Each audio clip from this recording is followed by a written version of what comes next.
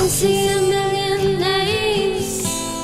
They're falling like leaves from the lampshades. Every little leaf that falls, one by one I count them all. I can see a million names. They're falling like leaves from the lampshades. Every little leaf that falls, one by one I count them all. Well, since you asked me for a tale of the mysterious trapdoor, I believe I have something that caters to your oddly specific taste. It all began when I was taking a bicycling holiday in the Low Countries. My first couple of days riding went tolerably well, but I discovered that I was aching rather in my legs, my feet, and another part of me, which I'd never noticed before, and for which I do not know the technical name. But it's sort of round the back, at the top of the legs, and it really hates cycling. Accordingly, I took my machine to a local workshop and had it refitted.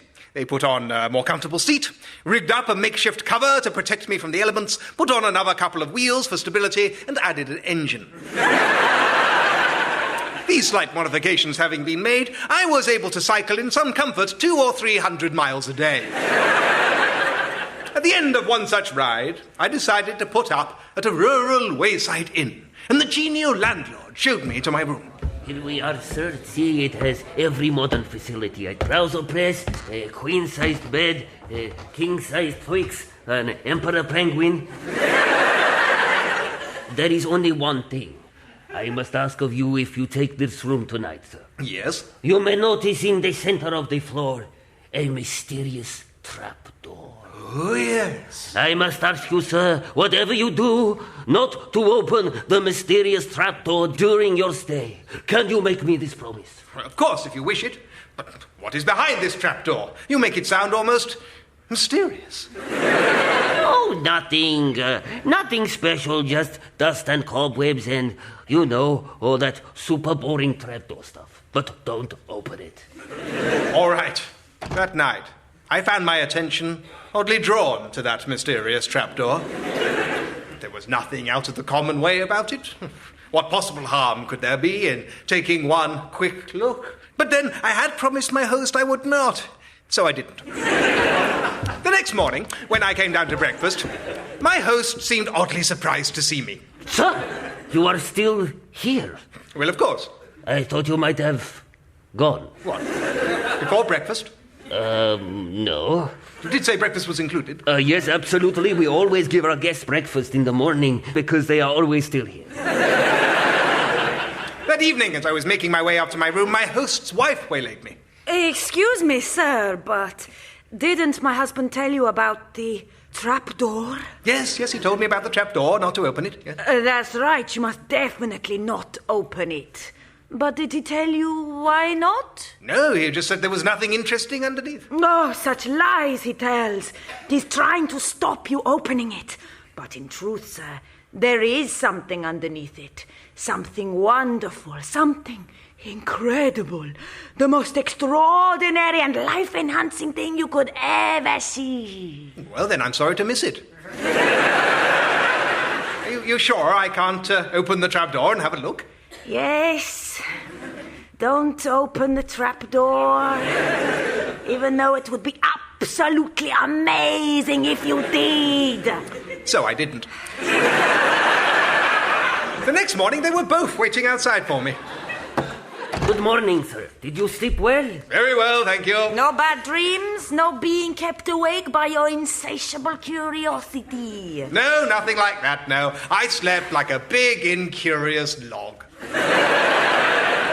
The third night, at 3 o'clock in the morning, I was awoken by a voice from beneath the trapdoor.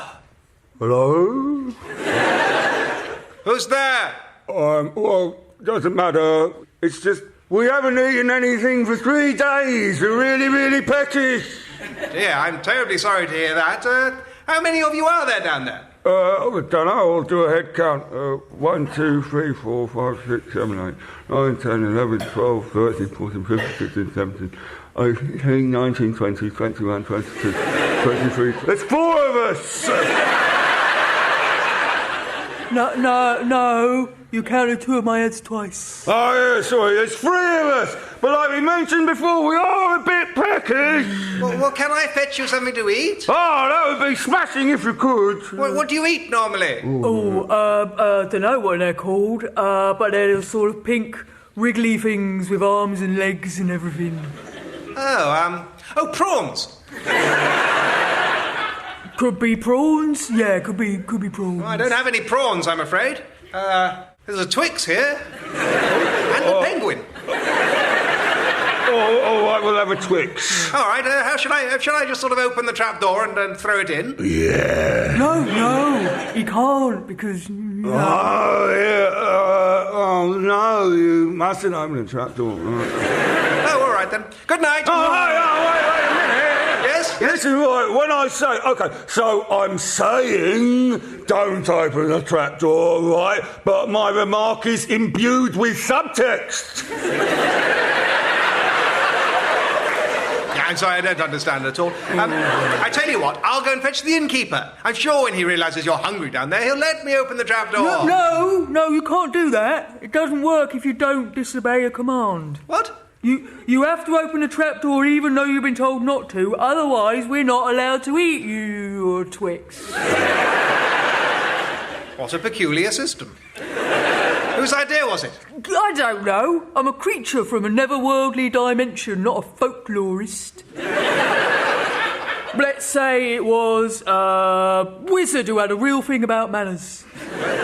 Unfortunately, I'm unable to help you, I replied, because, you see, as an Englishman, I am physically incapable of breaking my word. Sorry. The next morning, the netherworldly denizens of the 4th dimension and I had a lie-in. But eventually my host brought me tea, and I had a stern word with him. Look here, my man, I have a strong notion that had I disobeyed you and opened that trapdoor, I might have come off the worse for it. What can I say, sir? You are quite right. But to you, sir, I take off my innkeeper's hat. Nobody before has spent 3 nights in this room and resisted opening the trapdoor. As a reward, would you like me to open it, so you can see the fate that you have escaped? He bent down and took hold of the handle. No, really, said I, you mustn't open it just for my sake. Oh, it's no trouble. He said, putting open the door and realising his mistake. When it was all over, all I could do was scoop up the remains of mine host into his own innkeeper's hat, place it on the reception desk with a nice little note, get into my bicycle, start my engine, and cycle sadly away. Good night.